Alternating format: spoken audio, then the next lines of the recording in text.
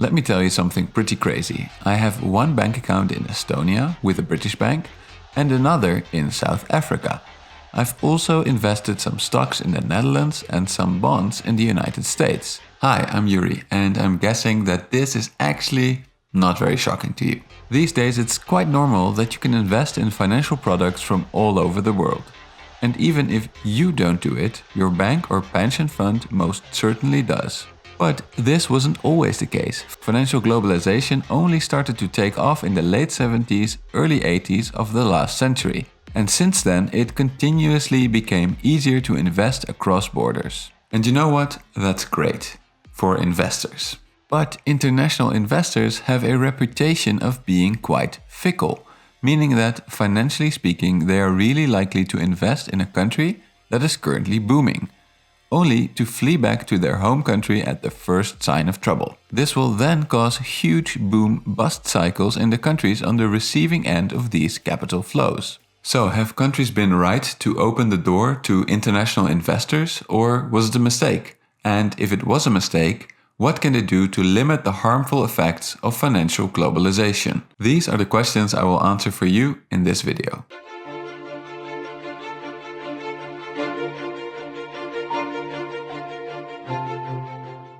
Okay, this story does not start globally. Instead, it starts with local asset markets like houses, stocks and bonds. As I discussed in my last video on the domestic financial cycle, these markets do not work like normal economic markets, in the sense that they are characterized by positive feedback loops. This means that if the price of an asset goes up, more people will want to buy it so that they can profit from it. The presence of a positive feedback loop in asset markets means that, for example, housing and cryptocurrency markets are prone to boom-bust cycles.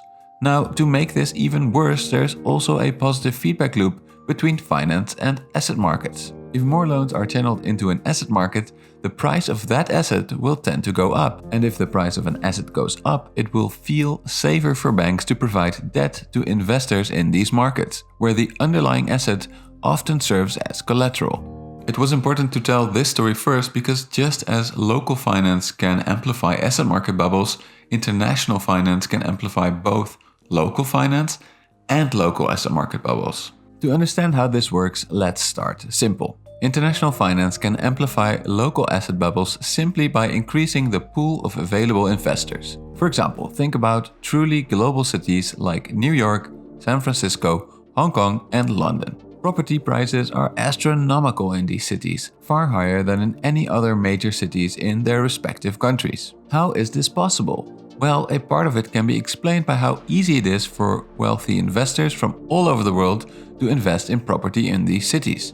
If only local investors could invest there, housing bubbles would of course still be possible. However, with international investors entering the mix, the bubble can both grow larger and also more quickly. From here, it's easy to imagine a second channel. Not only can international capital amplify the investment potential in a nation, it can also amplify the debt potential. If local banks can amplify an asset bubble, imagine what global banks can do. For example, think about the famous 2006 US housing bubble. This bubble was massive and there were plenty of Americans investing in it. However, strangely enough, it was largely financed by European banks such as Royal Bank of Scotland, ABN AMRO and Deutsche Bank. That's why the European banking sector was particularly hard hit when the bubble popped. Okay, so these first two channels are pretty obvious, right? The domestic financial cycle is powered by both positive feedback loops in asset markets and banking, and international capital can amplify both. But that's not all. So far, I've only talked about capital flows in the same currency.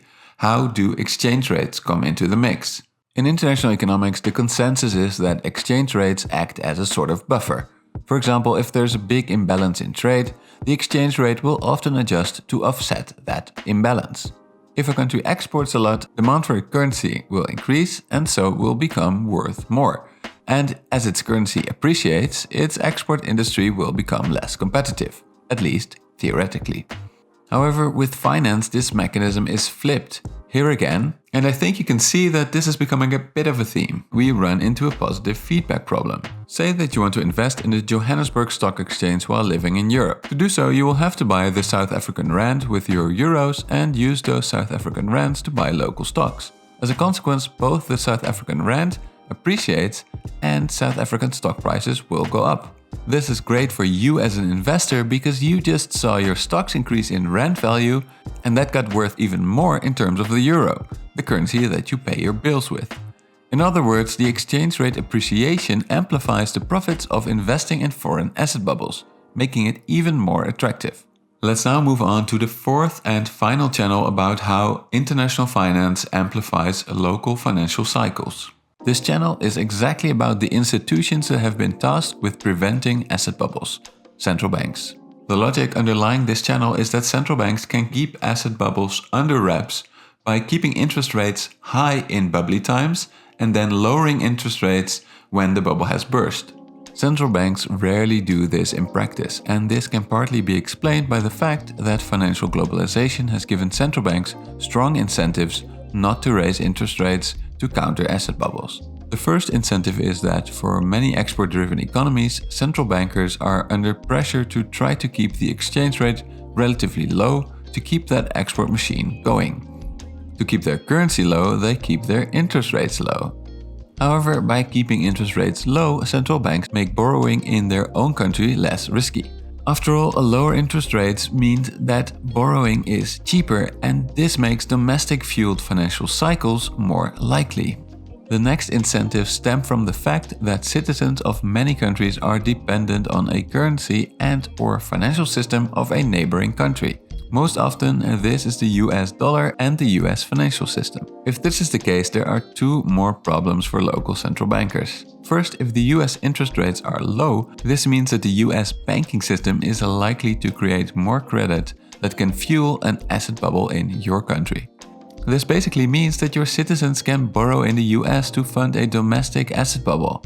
In that case, it doesn't matter what your central bank does with its interest rate, since your citizens are using a different currency and financial system to a large part anyway. Second, large international capital flows tend to chase differences between interest rates.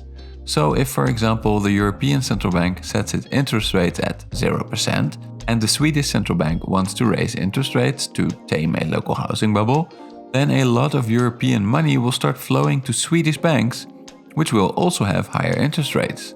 What should Swedish banks do with all of this European money?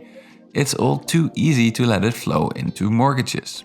Both of this means that central banks of small nations have strong incentives to follow interest rate movements of larger central banks.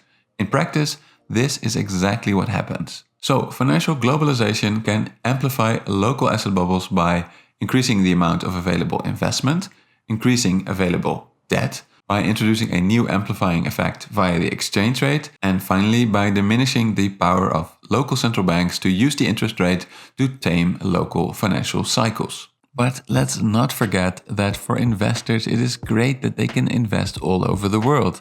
And also for those companies needing funds to develop, there could be a lot of benefits thanks to this bigger pool of available finance. So that made me wonder, is it possible for countries to have it both ways? Well, in short, the answer is yes, in theory. A first option is to encourage certain types of capital flows, such as investments in new factories, while making others more difficult, for example, by limiting foreign property ownership. Second, if a country manages to keep its own house in order, so to say, this means that if they prevent asset bubbles from developing in the first place, it's pretty hard for international investors to amplify them. Finally, to get around the central bank incentive problems, global central banks could coordinate their policies. For example, the US Federal Reserve could, and sometimes does, take into account that while there is a need for low rates at home, this means a lot more money will flow to other countries, which might be in a massive asset boom. But as you can imagine, adjusting monetary policy to foreign needs in practice is pretty difficult, since central bankers are often under great pressure to do what is right for the nation and not the globe. Alright, since this was a pretty difficult subject, feel free to discuss it with myself and others down in the comment section. And if you want to see more of these types of videos, please consider leaving a like and subscribing to the channel.